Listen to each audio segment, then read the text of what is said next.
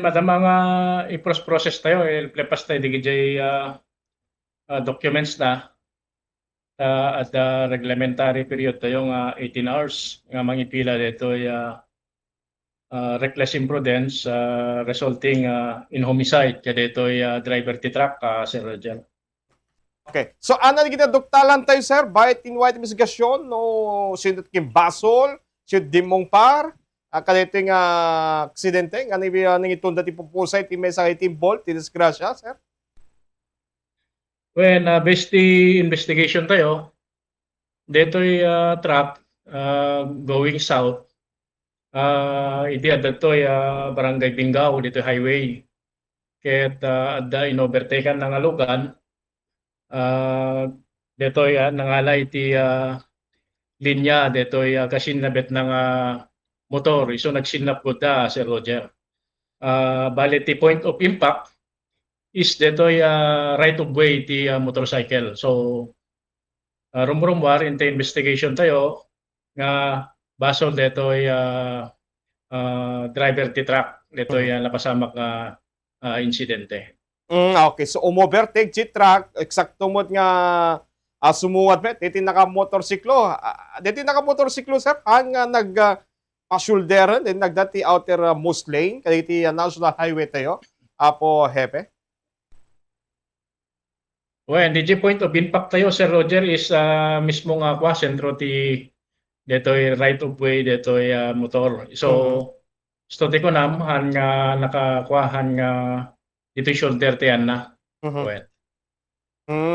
Okay. So, ang kumbaga han nga na-repair deti driver, deti truck, sir, at palawag na kada tayo. Pay nag-overtake lahat ng adamad kem sumuwad nga behikulo. O tigad say nga palawag na kada tayo. Apo, hepe, sir. Again, Sir Roger. Okay, sir, okay. Medyo nakapsut si signal, okay. Sir, deti dump truck, bakit pinag-investigar tayo, ano tinagbalin nga palawag na kada tayo, sir? No, apay nga hana nakita di sumungad.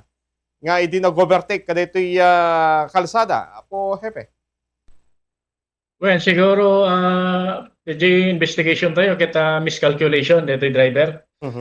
Mo time mabas pasamak dito, naka four wheel ka. Ket natured ka nga mangala ti linya ti bangir no ti makita makasabit mo ket motorcycle Sir Roger. Isot makit kita mi miscalculation. Okay. So desidido mo ka sir, deti pamilya, deti pimusay or deti inisalan nga saritaanan. Apo, hepe. Gapot awan pay may nga immediate relatives dito biktima Sir Roger. Ilepas mi amin nga ebidensya tayo. Wen tayo ipila tayo latay di kaso gapot awan pay imay nga immediate relatives dito biktima. Wen tapno antay mababalaw. Ipila tayo ito at 18 hours tayo nga mangipila.